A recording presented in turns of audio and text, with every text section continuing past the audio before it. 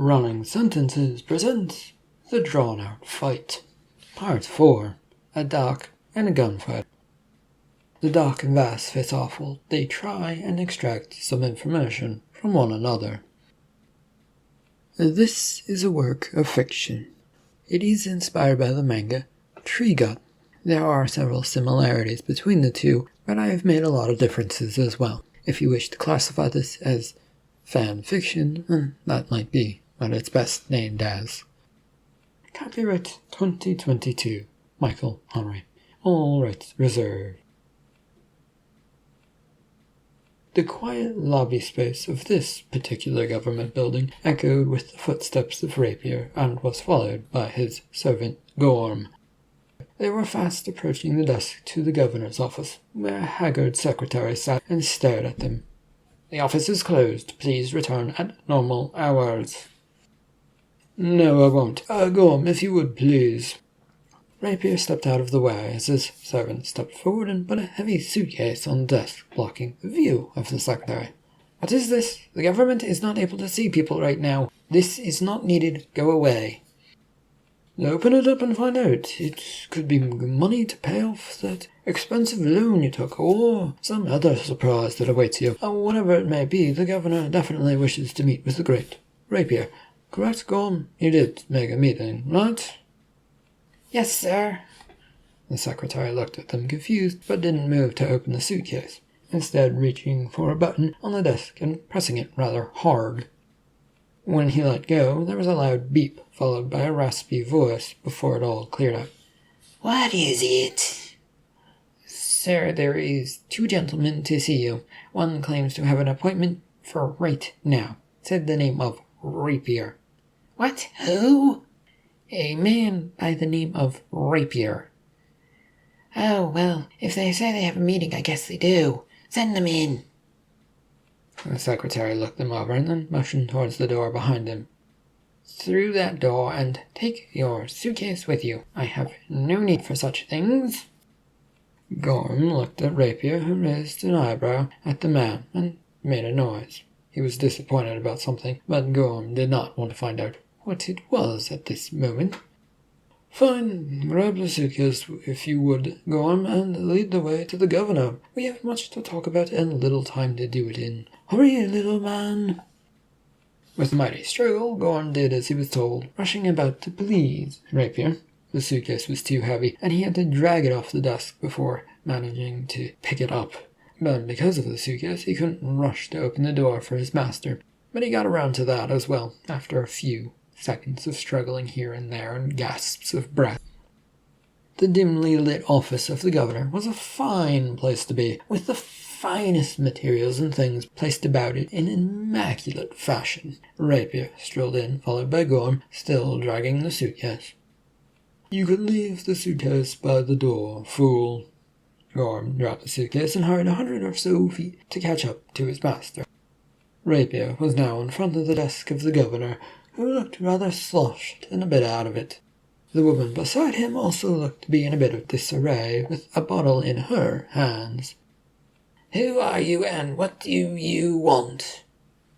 "You were already told that. I am Rapier, a rich citizen who has been planning for a long time on how best to help you people." "Who is he, baby? Rapier, or something like that, darling?" She drunkenly studied Rapier as she took a swig from her bottle. "Can we discuss this matter at hand that I'm willing to help you with, or was I falsely informed of your willingness to help ease certain situations and help me out?" "Talk away. Talk all day and all night and won't matter one bit. Can't make anything move in this city. Too many people to say in matters, and it all gets clogged up in red, flashy tape." "Governor Perky, I understand your plight, and it is why I'm here to help you. It is on that matter which I made this appointment." "Oh, okay. Well, say your piece." "If you could be so kind as to get rid of the girl, we do not need more people listening in on things." Why would I get rid of my beloved wife, Francine? Rapier moved his mouth to say something, but he was short-circuiting trying to compute this all. Once his mind had figured something out, he turned to Gorham, who was now by his side, and smacked him in the face, then turned back to the governor and his wife. Well, what's luck? I happen to have a lovely suitcase for her, the one by the door. The governor and his wife looked at one another, and then back at the man, Rapier, before them. We can't accept gifts as nice as they may be. With another tisk to himself, Rapier looked away to try and make sure that they didn't hear what he had to say next. I can't be stuck with that damned cursed case. Once that was out of his system, he recovered to glare at them. Well, the business is to be discussed here, and I don't need prying ears to hear things that they should not. Everything my husband says I can hear. I am his brick backup wall. Nothing gets past me, and I do not. She took another swig of her drink. Idly gossip. As she says, she is free to hear what needs to be said by you or anybody else. Rapier was not taking this well, but he shrugged. Fine, I have a plan to cut through the problem of government, if you will let me help you out. Explain yourself further, then. I can't agree to something when I don't know what the details are, and you came here to tell me details. Obviously. Stop with the runaround and saying, I can't tell you. Gorham, tell the man the plan. Gorham looked shocked. He hadn't been briefed on the plans, or any details. Why was the master suddenly telling him to tell the plans? He didn't want to disappoint, though, and get thrown out a high window somewhere, so he ambled a few feet forward. The plan is an intricate one. We must separate those in power from their power. The Congress, the big meeting people who decide the laws, that's who we're targeting. We're going to get them a little bit away from their power structure. You think that hasn't been tried already? We do many things to try and help ease our ways around here, around the troublemakers who won't let us make a better town or to make any money. But no, every road is blocked. So yeah, that plan will not work. We've already tried it. But that's where Rapier comes in. He can get around these blocks and push to get the right people in place to smooth the way and get you all that you have ever wanted. How, though? The trio all looked at Rapier, who stood there, smirking at them with his arms crossed. He didn't look like he was going to say anything, but then he changed his mind. You can't be seen influencing people, can you? The people that do see you will talk, and those that are trying not to be seen will also talk. But a businessman can learn much and talk to many politicians and finance the right ones, can he not? Money makes the world go round, and when you have it, why not spend it? You haven't done it, they yapped out. I can't do anything until you do something first. If you prove yourself and I can move freely, then yes, then that all sounds great. Until then, though, nothing can happen. The governor waved his hand to get them to go away. Rapier looked rather pissed and had a snarl on his lips, but he contained himself, and with a bow, made to leave towards the door, and stormed his way that way. Gorham followed as hurriedly as he could, with Rapier stopping only when he got to the door, which Gorham had to open for him. Gorham, you have much to plan and little time to do it. I've also added to it some other things to do once we get back to the house. Keep up, and don't forget the suitcase. Out they went, with Gorham dragging the suitcase out of the room. Dark and Vass both had their guns drawn, staring down on one another. They hadn't moved an inch since drawing their guns, and the night kept things quiet as the endless stare-off continued. Vass worried that his arm was starting to get tired, and if this creature across from him was one of the dolls, they probably wouldn't get tired, especially in the night. His mouth was also going dry, with no end to this in sight. A drink of water would do a lot of good right about now. Problems? Nothing I can't solve if you put your guns away and talk about your connections. That doesn't sound like much fun. Life isn't fun for most of the time. It is tiring and filled with moments of joy and or sheer fright. Oh, I don't know any of that nonsense. I've gotten plenty of joy working odd jobs for those around me. With my brother Rapier. Maybe, maybe not. I do lots of work, and I can say that some of it was for a man named Rapier. If it was your brother or not, well, can't say that for sure. What were the jobs? Give me a reason to tell you something, and I'll say it. Otherwise, fuck off. Vass's thumb pulled back on the pistol's hammer, which caused the doc to try a similar maneuver, but it did not occur as smoothly. As a result, the doc's gun barked and fired. Vass moved to the side, trying to avoid the bullet, and the man's aim, which had jerked to the left. Don't move any further. Mary appeared on the sidewalk next to the hotel, coming out of the door with the rifle held to her shoulder. She was staring down the sights. There are many questions to be asked, and I'd rather not have to drive you to the nearest doctor with a bullet wound. You brought help? How weak of you, Mr. Vass. The familiar click-clack of another gun being cocked came from the other sidewalk. The doc looked to his other side to see Ori with a shotgun, holding it rather idly and pointing it towards the ground. I would say it is rather smart, wouldn't you, Mary? Either way, you two don't get to move, and put down your weapons, please. Can I put my gun in my holster instead? You aren't a quick-draw type of person, are you? Well, yes, Mary, I am, but if it makes you more comfortable, I can put both of my guns on the ground. She stepped out onto the road, while keeping her gun trained on them. You too, Doc, all weapons down so that we can have a nice chat. And why would I agree to that? She fired, sending a shot just past the Doc's nose. The man blinked, and then sneezed a few times because of the burnt acid powder that went right past his nose. When the fit had passed, he laid down his guns on the ground, and Vass followed suit, drawing out his other pistol and putting it down on this dusty road. They both stepped back as Ori moved in and picked up both weapons. Now then, why don't we all go somewhere nice, like Mary's bedroom, to have a chat, shall we? The doc grunted his disapproval, but with Vass already moving, he didn't really think he had much choice, so he followed. Mary's room was barely enough of a room to fit all of them in it. The bed had Doc sitting on it while Ori was guarding the door, and Mary stood in front of a nearby window. This left Vass sitting on the chair by a desk as he and his associates stared at Doc.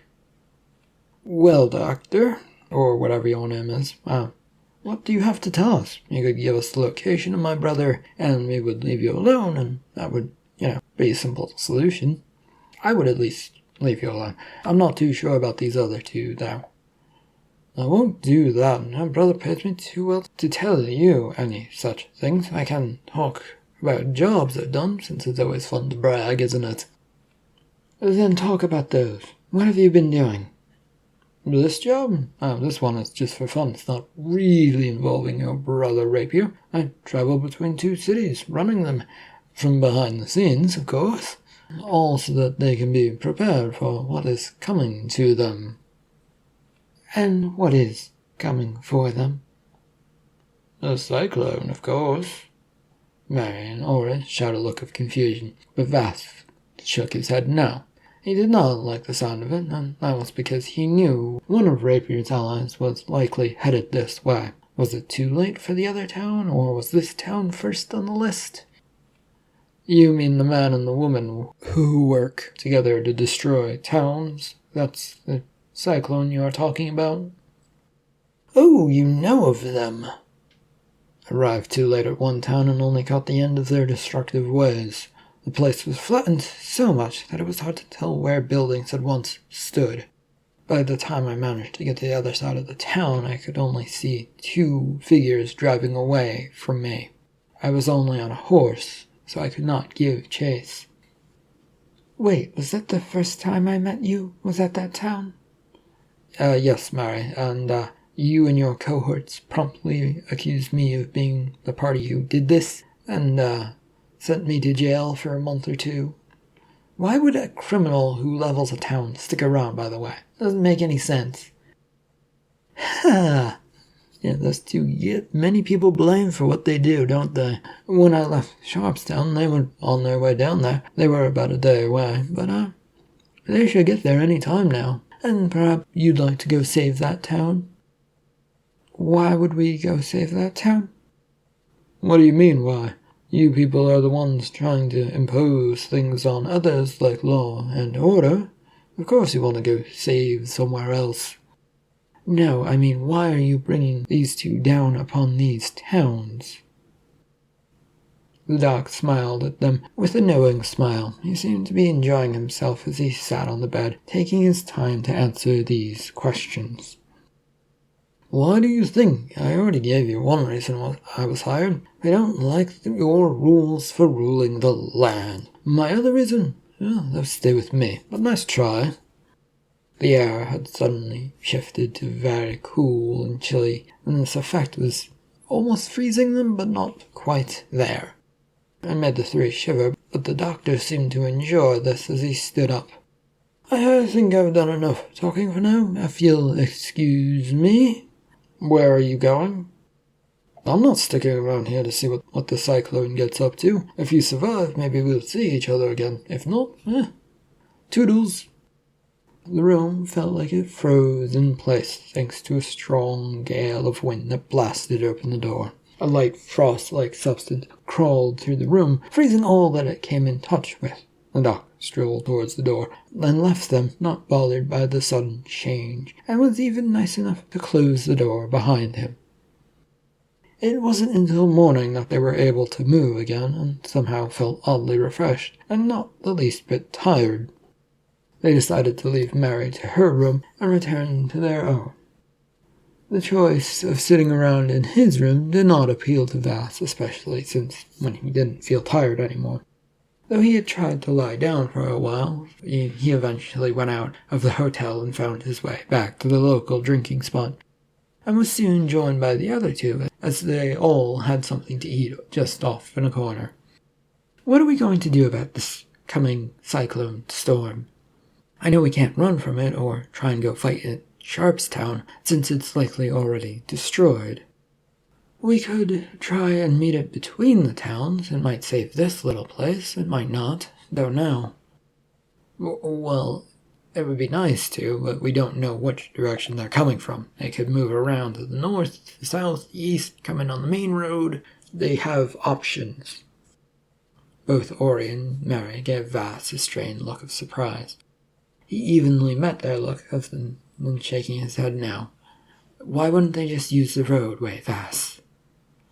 And why would they come in that way? This Doc Cold, I believe he was, could warn them not to go that way and send them over the desert to get here. Or they could just decide to do it all on their own, since they're just doing whatever they want. We could split up. An unlikely suggestion from you, Mary, considering you wanted to make sure that I didn't get up to no good. She shrugged. Times change. Can we go and get up and get in front of this thing now? If they are headed here, as Doc Cold said, then we don't have much time to sit around here, hoping for good things will happen for us. We must act to save this town, otherwise who knows what other things will come our way. Ori stood up, having finished her meal and wiping away whatever crumbs were left with her napkin. She then looked over at them. How about if I go down the road and you two find spaces here around town and keep a lookout for those two? We don't even know what they look like. Tall, willowy, haunted look on their faces, etched by deep gray skin. You said you only knew them from a distance as they were leaving town. To this, Vass shook his head as he too got up, as Mary reached out for him. There was one time when I almost caught up to my brother once. He had left in a hurry and abandoned a lot of stuff. One of them was this photo, Mary. He took out a folded picture and unfolded it and tossed it before her. She looked down on it, as did Ori. To the best of my knowledge, that is everyone who works with my brother in some aspect. Some of them are dolls, some of them might not be. I've only identified a few of them on it. The Cyclone 2 are the far left side. I recognized them because I came across this picture after I'd seen them, after they'd flattened the town, of course. They continued to study the picture over and over, taking it in. After a minute passed, Mary finally stood up and let Ori study it some more before it was handed back to Vass. They all work for your brother. As far as I'm aware, yes. Shall we go intercept these two before they do anything bad?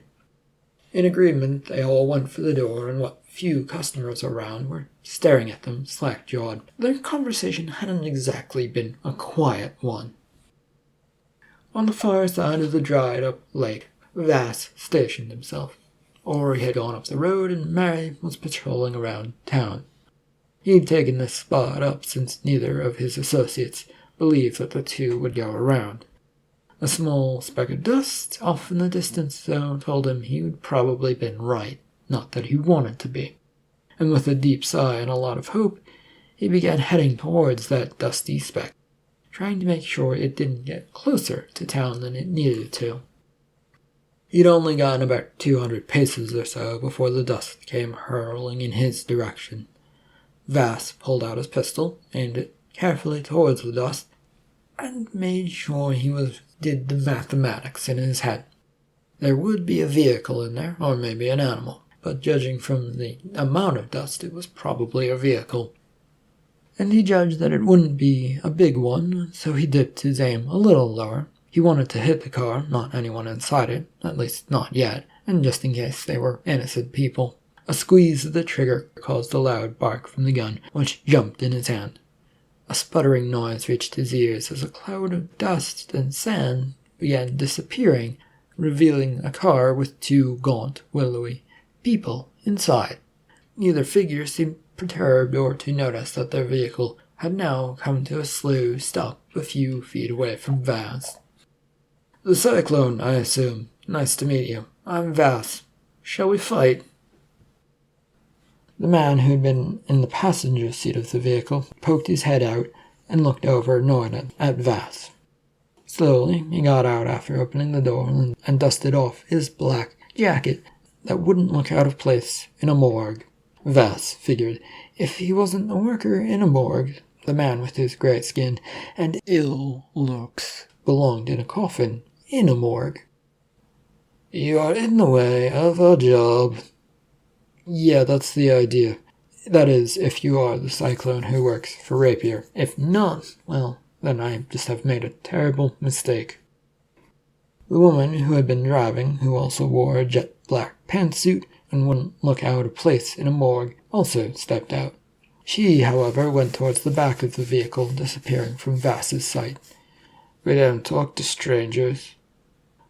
"Well, don't consider me one. My brother is Rapier, and he doesn't let people near him if he doesn't like them. I'm one of the closest people to him, and you two look like you would also be friends with him."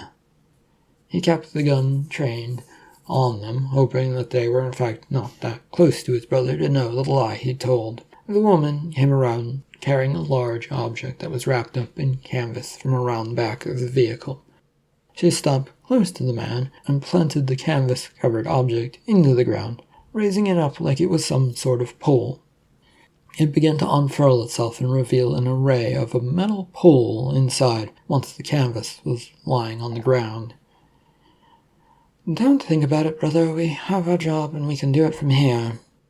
"We can, but what if this thing tries to stop us? What are we to do then?" "Then you shall stop it. I will work on the machine, and once this thing is gone, we will do our jobs. There's no need to worry." She hit the pole with her fist, and this caused a bunch of knives to appear up top. Not wanting to see what this thing could do, Vass brought his gun up and fired at it, plinking a small piece of metal off of the top. It didn't seem to affect the rest of it, though, which was not a good sign, and this lady ignored his shot by hitting the pole again. Another row of blades and sharp things appeared from just below that top level of where the first one had been. Vass barely had time to comprehend this as the man suddenly flew and was beside him, and in a rush of wind hit him with his flat fist. The air came coughing out of Vass as he flew several feet back. His landing was not a pleasant one, having been sent a good distance flying. The sand was not soft here, and rather meanly felt hard when he landed on it. "Job's done. He should be out." "No." The man who had turned to look back at the woman then had to turn and look back at him, and then reach down to pick up the gun that Vass had dropped. "And this says otherwise. Sit and wait to be destroyed, or you can die now." Vass slowly got up, pulling out his other holstered gun as he rubbed his abdomen where the crazed man had struck him. He leveled his new pistol at the pole again, and fired at a blade which chipped off, flying away. The woman looked angrily at him. "Will you take care of him already?" This time, though, Vass was ready as he kept his eyes on the man who took a step and then vanished. In a blink of an eye, the man, one of the pair of the Cyclone, was in front of Vass again, the open palm hurrying towards Vass with force behind it, slamming into him a second later, but not actually hitting him as it stopped short of actually touching him. Clenching his pistol, he took the blow and flew a few feet back, another 10 feet or so, before crashing into the sand once again. He rolled end over end before coming to a stop. Vass didn't try to pull his pistol up to aim at it, fully expecting the man to attack again, and saw a flash of light approaching him. The hand flying at him again, as he just caught sight of it and fell backwards, feeling the gust of wind as it passed by his chest. The man stood over him and then looked down on him. "You wish to die in the sand?" "No, I wish for answers as to where Rapier is. You are my way of getting that, potentially." The man moved to strike his open palm, facing the lying down Vass. As the strike began, Vass rolled away, still not bothering to try and shoot at the man, yet. The feeling that there was more to this figure than palm strikes coursed through his mind. But to keep making these attacks miss, it was going to take up a lot of energy if he couldn't get in a strike on that spiky pole or the lady, and if that happened, it wasn't going to end well for anyone. "Stop squirming, so I can kill you." "No, thanks. I rather like living right now. Maybe later when I don't have so much going on and when I'm older." "Would you hurry up? This isn't easy with one person." "What's the rush? Let me enjoy the fact that someone thinks they can fight me. You could help out too, you know." "And get my hands dirty? Do you think I am a worker? This job doesn't entail that sort of shit." Vass took the momentary distraction as a chance to back up and look at the two. It was now further away than he would have liked, and a shot on the knives on the pole wasn't exactly likely. Even as a decent shot, pistol ammo at range on most small targets became a bit iffy. "Excuse me, if you two would be so kind as to give me your names, just so I know who wants me dead. Be nice." "No." "You die with no names on your mind." "How delightful for me. But as I told this man, or this part of Cyclone, I don't want to die here, so I won't. Besides, my brother has a thing for keeping me alive, doesn't he? You don't want to go against his orders, do you? What would happen if such a thing were to happen?" They stared at him, not believing for a second. "You see what I'm dealing with, sister? He's taken 2 of my slaps and hasn't fallen." "He did fall." "He didn't stay down, which is the point of what I'm trying to make. He isn't normal." "It's not like you to ask for help." What's that? What's that got to do with anything? Help me." Vass had crept a few steps closer as the lady came away from this pole that was just stuck firmly in the ground all on its own. Her movement was a sachet of a walk, stopping him from trying to get any closer since they were both looking at him now. He gulped as she drew out long, thin rod-like pieces of metal that only barely glinted in the sun. She held them in her balled-up fist between each of her fingers. The only time he could catch sight of them was when she moved her hands in the light. and the light was nice enough to glint. "I am here. What do you wish me to do?" "Our practice routine might suffice for this situation. We have wanted to try it out on a live target for a long time, haven't we? What do you say, sister of mine?" She nodded and stepped to the side, her weapon of choice in both hands. The long blade-like things held between her fingers, ready to be flicked towards him. The man stepped in the opposite direction, swaying on his feet, shaking his feet as he was going, as if to shake them out of any excess energy. "Are you both attacking me at the same time? That's not very fair of you." "We don't care about fair. Besides, you're stopping us from saving the world. Why would a stranger do such a terrible thing?" There was no time to respond as the man disappeared from sight, and the lady began flicking her wrist at him. Vass decided to concentrate on the man, knowing that he would appear right before him, and twisted about to try and avoid any such blows that were coming his way. When the figure reappeared, he was swinging his flat palm towards Vass's midsection again. Instead of letting him strike, though, Vass moved to the side and towards the man, using his gun to fire off around at the arm of his attacker. The second the gun went off, though, the man disappeared again, leaving Vass falling to the ground, with a tumble and a long, thin metal rod sticking out of his left shoulder. It didn't stagger him, but a dull pain seemed to be coming from that spot. "He tried to shoot me. No one can read my moves, and he did it." "Calm down, brother. It was mere guesswork on his part, since you always do the same thing over and over again. It isn't some sort of special science once you've been attacked the same way 3 times in a row. Get with it. Try something different." "I am with it, but our enemy is not with it." "What luck, my brother is an idiot." In rapid succession, she began flicking both of her wrists towards Vass, the long, thin blades singing through the air towards him. He didn't have a chance to react before getting hit by several of them, which hit all over his abdomen. Vass backed up, and his pain shot through him, followed by a dull, burning sensation. "There, job done. Poisoned, and he will soon be dead. That wasn't so hard, was it?" "I bet you that isn't the end of this. He beat my strikes. Your poison will be nothing." "Your blows never involve your full strength, and I never hold mine back, brother. There is a difference between us. You play with things you want to kill.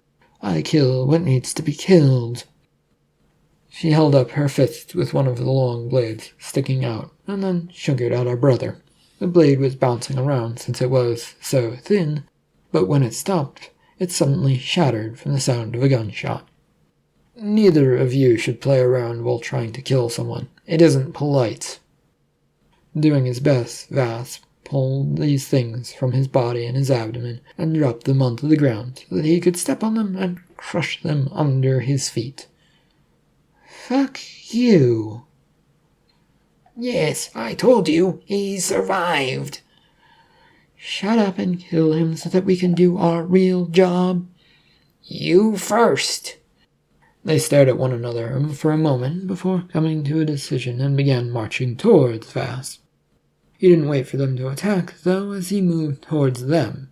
The only thing he made sure not to do was point his gun at them. They were still acting far too confident about things, and he wasn't sure what other tricks they might try and pull. "All you two care about is destroying." "Yes." "It will be a yes for me as well. As much destruction as possible for fools and humans." "But you are humans, aren't you? As far as I can tell, you aren't dolls under the commands of Rapier." "Commands of Rapier? As if we'd allowed such a travesty to happen." They now both charged at him, with the man vanishing and the woman getting ready to flick her blades in between her fingers at him. With little choice, Vass ran towards them, figuring it would catch them off guard. If the man was going to keep doing the same attack, at least it would throw that off, and then all he would really have to deal with was the knife blades throwing lady. To Vass's surprise, though, the man appeared before him, his hand ready to strike the shoulder of the arm he was carrying the pistol in. He dodged the move, a twist to his left, leveling out the pistol to squeeze off a round towards where the man's legs were. The gun went off, and he felt a familiar prick of something hitting him, this time on the top of his head. In a crash, Vass came to a stop next to the man who was trying to hit him, only to see that this man was holding his leg in pain. "Ah, my leg, ah!" "You played with your enemy and now have been shot. Serves you right. I should find someone else who is more capable of dealing with matters than you are." "No, Puck, you should have hired security as I told you to. We could do our job and have someone else deal with these matters." "What was with all of that training you made me do then, We trained to fight and protect ourselves." "We did that because you didn't want to hire someone to help protect us. I was trying to protect us." "Didn't do you a lot of good." "Either way, go away or help me. Stop being so bitchy." She came over after a little fussing and began helping her brother up. It was a bit of a struggle, since there was a hole in the man's calf muscle, and the tendency to scream in pain made Puck drop him at least once. "Will you shut up? I can't help you if you're screaming in my ear." "I can't help the fact that it hurts like hell. You should know you have dealt with being shot once before. It's why I insisted us getting the guard and the whole defense thing." "I wasn't as much of a baby as you are about it, Liam. Besides, we have work to do now." She waved her hand over to Vass, who'd gotten into a sitting position for himself and was removing the metal prod stuck to his head. Puck looked over and nearly dropped her brother again when she saw him sitting there looking annoyed. Liam grabbed a hold of her arm and used it to get himself up and gritting against the pain. "What do we do now, Puck? He won't die." "Get to the pole and activate it. I'll hold him off while we let it do the job of destroying everything." "It is not the wisest of choice to let me hear your plans." "I don't care about your thoughts on the matter. I want you dead, so die." She flicked her wrist, sending out more blades towards Vass, who dodged by rolling away. How many of these things had she thrown at him, and how many more did she have? One hit his thigh mid-roll, sending a spasm through his leg, straightening it out, which made rolling hard, but not impossible. He caught sight of the man, Liam, limping his way towards the pole. "Stop this, damn it! You're killing people!" "Those that pollute the world with their existence do not deserve mercy." "They're doing their damned best. It's better to teach them than to destroy them." As Vass rose, more of these blades flew at him, a few hitting his arm, but most sailed wide at this point. His muscle in his arm spasmed and froze up, but he grabbed the long blades and pulled them out. "It is not the way to do things anymore. They have been given their chance." "My brother gave them a week and called it against them. That's not much of a chance." "He gave them years, not a week." With the parts of his body now relaxing and the poison sort of working its way through and nullifying itself, he rose to fully standing. Liam was near the pole and had punched it to reveal another layer of blades up near the top. Puck would sidestep so that she was in the way of his view of the pole. "So you admit to knowing my brother, then?" "Well, I already knew that, so it's no big surprise. I have to wonder why he let me know you exist, though.